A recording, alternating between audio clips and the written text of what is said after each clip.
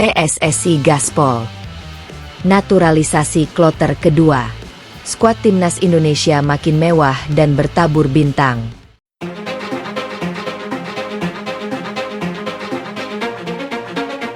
Isu mengenai rencana naturalisasi sejumlah pemain keturunan untuk gelombang atau kloter kedua terus memicu perbincangan hangat di kalangan pecinta sepak bola tanah air.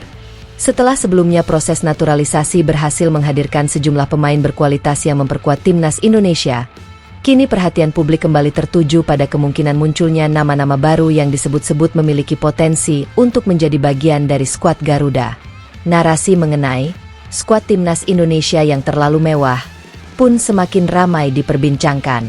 Pasalnya, jika pemain-pemain yang dikaitkan dengan proses naturalisasi tersebut benar-benar bergabung, kedalaman skuad Indonesia berpotensi meningkat secara signifikan.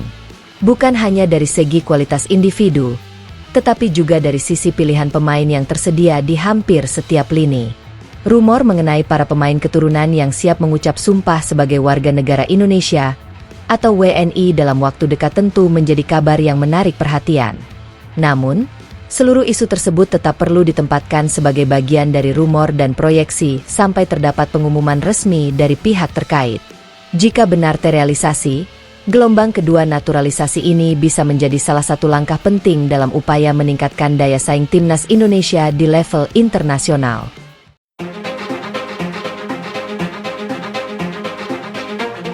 Proyeksi kedalaman skuad Garuda. Salah satu keuntungan terbesar dari bertambahnya pemain berkualitas adalah meningkatnya kedalaman skuad.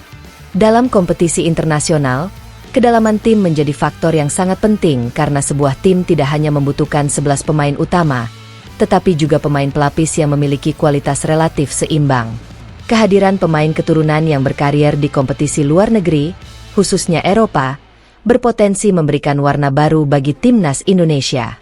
Pengalaman bermain di lingkungan sepak bola dengan intensitas tinggi dapat menjadi modal berharga ketika mereka harus menghadapi lawan-lawan tangguh di level Asia maupun dunia.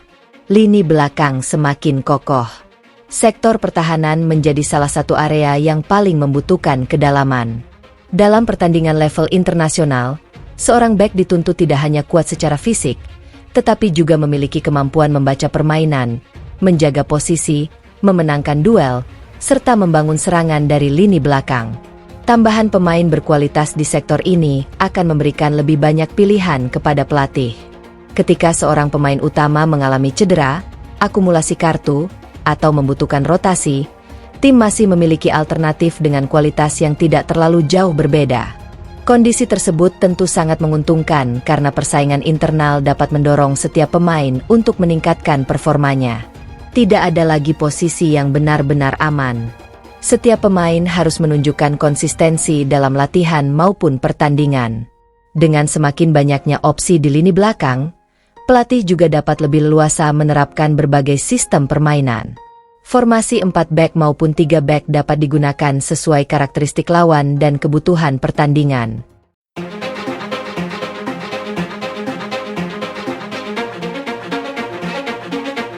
Lini tengah punya banyak pilihan. Lini tengah merupakan jantung permainan sebuah tim. Di sektor inilah tempo pertandingan dikendalikan, serangan dibangun, sekaligus transisi dari bertahan ke menyerang dilakukan. Kehadiran pemain yang memiliki pengalaman bermain di luar negeri tentu dapat memperkaya variasi permainan Indonesia. Pemain dengan kemampuan distribusi bola, visi bermain, umpan progresif, hingga kemampuan membaca ruang akan sangat berguna ketika menghadapi lawan yang menerapkan pressing ketat. Timnas Indonesia tidak hanya membutuhkan gelandang yang mampu berlari dan memenangkan duel. Garuda juga membutuhkan pemain yang mampu berpikir cepat ketika berada di bawah tekanan. Jika komposisi lini tengah semakin dalam, pelatih memiliki keleluasaan menentukan strategi. Ada pemain yang dapat berfungsi sebagai pengatur tempo, ada gelandang pekerja keras untuk menjaga keseimbangan, serta pemain yang mampu memberikan kreativitas di sepertiga akhir lapangan. Kombinasi tersebut dapat membuat permainan Indonesia menjadi lebih fleksibel dan sulit ditebak. Lini depan makin tajam. Sektor penyerangan juga tidak kalah penting. Dalam pertandingan internasional, kemampuan menciptakan peluang harus diimbangi dengan ketajaman dalam menyelesaikan kesempatan. Masuknya penyerang atau pemain keturunan dengan karakter berbeda dapat memberikan variasi baru.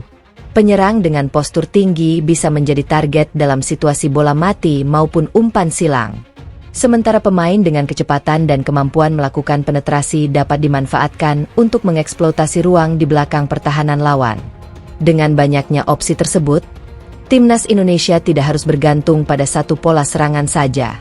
Ketika menghadapi tim yang bertahan rapat, Garuda dapat mengandalkan kombinasi umpan pendek dan pergerakan tanpa bola. Ketika menghadapi lawan dengan garis pertahanan tinggi, kecepatan pemain depan dapat dimaksimalkan melalui serangan balik cepat. Inilah yang membuat kedalaman skuad menjadi sangat penting. Semakin banyak profil pemain yang tersedia, semakin banyak pula solusi taktis yang dapat digunakan. Skuad mewah bukan jaminan juara. Namun, ada satu hal yang tidak boleh dilupakan.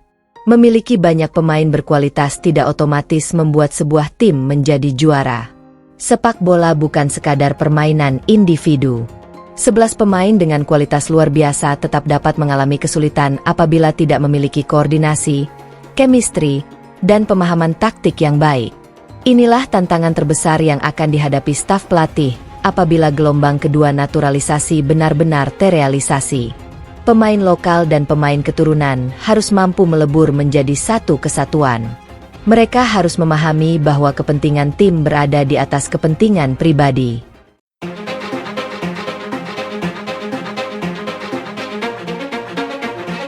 Chemistry menjadi kunci. Perbedaan pengalaman, budaya sepak bola, bahasa, hingga gaya bermain dapat menjadi tantangan tersendiri. Pemain yang terbiasa bermain di Eropa mungkin memiliki pola permainan yang berbeda dengan pemain yang lebih lama berkarier di kompetisi domestik. Namun, perbedaan tersebut justru dapat menjadi kekuatan apabila mampu dikelola dengan baik. Pelatih harus membangun komunikasi yang kuat sejak sesi latihan. Para pemain harus memahami tugas masing-masing, mengetahui pergerakan rekan setim, serta memiliki kepercayaan satu sama lain. Chemistry tidak bisa terbentuk hanya dalam satu atau dua pertandingan. Diperlukan proses, latihan intensif, komunikasi, dan pengalaman bermain bersama secara konsisten. Persaingan internal bisa menjadi senjata. Banyaknya pemain berkualitas juga akan menciptakan persaingan internal yang semakin ketat. Di satu sisi, kondisi ini sangat positif. Setiap pemain akan terdorong untuk memberikan performa terbaik, karena posisi utama tidak bisa dianggap sebagai milik pribadi. Namun, di sisi lain, persaingan tersebut harus dikelola dengan baik agar tidak menimbulkan masalah di dalam ruang ganti. Pelatih harus mampu menjelaskan bahwa pemain yang duduk di bangku cadangan bukan berarti memiliki kualitas buruk. Dalam sepak bola modern, rotasi merupakan bagian dari strategi. Ketika seluruh pemain menerima situasi tersebut secara profesional, kedalaman skuad justru akan menjadi senjata besar bagi Indonesia. Ekspektasi supporter semakin tinggi. Tantangan berikutnya datang dari luar lapangan. Semakin mewah komposisi pemain, semakin tinggi pula ekspektasi masyarakat. Supporter tentu berharap penambahan pemain berkualitas akan langsung menghasilkan kemenangan demi kemenangan. Namun, proses membangun tim tetap membutuhkan waktu. Ekspektasi berlebihan justru dapat menjadi tekanan tambahan bagi pemain dan pelatih. Timnas Indonesia harus diberikan ruang untuk berkembang. Yang terpenting bukan hanya hasil dalam satu pertandingan, tetapi bagaimana fondasi permainan dibangun secara konsisten. Jika kualitas individu meningkat, tetapi organisasi permainan tidak berkembang, maka investasi besar terhadap skuad tidak akan menghasilkan dampak maksimal. Menatap panggung internasional. Penguatan materi pemain melalui proses naturalisasi kloter kedua, jika benar-benar terrealisasi, dapat menjadi langkah strategis dalam meningkatkan daya saing Garuda. Persaingan sepak bola Asia semakin ketat. Negara-negara seperti Jepang, Korea Selatan, Australia, Iran, Arab Saudi, hingga tim-tim Asia Tenggara terus meningkatkan kualitas sepak bolanya. Indonesia tidak bisa hanya mengandalkan satu generasi pemain. Regenerasi dan kedalaman skuad harus terus dilakukan. Karena itu, kehadiran pemain keturunan dapat menjadi salah satu bagian dari strategi jangka panjang. Namun, Naturalisasi seharusnya bukan menjadi satu-satunya solusi. Pembinaan pemain muda di dalam negeri tetap harus berjalan. Kompetisi domestik juga harus terus berkembang sehingga Indonesia memiliki fondasi pemain lokal yang kuat. Jika pemain lokal berkualitas dapat dikombinasikan dengan pemain keturunan yang memiliki pengalaman internasional, maka potensi timnas Indonesia akan semakin besar. Taktik harus mengikuti kualitas pemain. Pada akhirnya, tantangan terbesar berada di tangan jajaran pelatih. Pemain berkualitas membutuhkan sistem yang tepat. Pelatih harus mampu menemukan formula terbaik agar setiap pemain dapat mengeluarkan kemampuan maksimalnya. Tidak ada gunanya memiliki banyak pemain bintang jika mereka ditempatkan dalam sistem yang tidak sesuai dengan karakteristiknya. Sebaliknya, ketika pelatih berhasil menemukan kombinasi yang tepat, kedalaman skuad dapat berubah menjadi keunggulan luar biasa. Rotasi menjadi lebih mudah. Cedera pemain tidak terlalu mengganggu keseimbangan tim. Pergantian pemain juga dapat mengubah jalannya pertandingan. Inilah gambaran ideal yang ingin dicapai dari sebuah skuad bertabur pemain berkualitas. Era baru Garuda? Jika rumor mengenai naturalisasi kloter kedua benar-benar berujung pada pengumuman resmi, maka timnas Indonesia berpotensi memasuki fase baru dalam perjalanan sepak bolanya. Skuad Garuda tidak lagi hanya berbicara mengenai 11 pemain utama.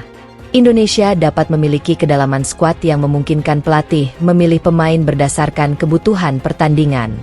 Namun, satu hal tetap harus menjadi perhatian. Nama besar bukanlah jaminan prestasi. Kualitas individu harus diterjemahkan menjadi kerja sama tim. Pengalaman bermain di Eropa harus dipadukan dengan semangat pemain lokal. Persaingan internal harus diarahkan menjadi motivasi. Dan ekspektasi supporter harus dikelola dengan realistis. Jika seluruh elemen tersebut mampu berjalan beriringan, maka narasi tentang timnas Indonesia dengan skuad terlalu mewah bukan lagi sekadar bahan perbincangan. Narasi tersebut bisa berubah menjadi kenyataan di atas lapangan. Kini pertanyaannya bukan hanya siapa saja pemain yang akan bergabung dalam kloter kedua naturalisasi, tetapi juga sejauh mana timnas Indonesia mampu mengubah kedalaman skuad menjadi kekuatan nyata untuk menaklukkan persaingan internasional. Karena pada akhirnya, sepak bola tidak dimenangkan oleh nama-nama besar di atas kertas. Sepak bola dimenangkan oleh tim yang mampu bermain sebagai satu kesatuan, memiliki mental kuat, menjalankan taktik dengan disiplin, dan berjuang hingga peluit akhir. Jika fondasi tersebut berhasil dibangun, maka masa depan Garuda bisa semakin menjanjikan.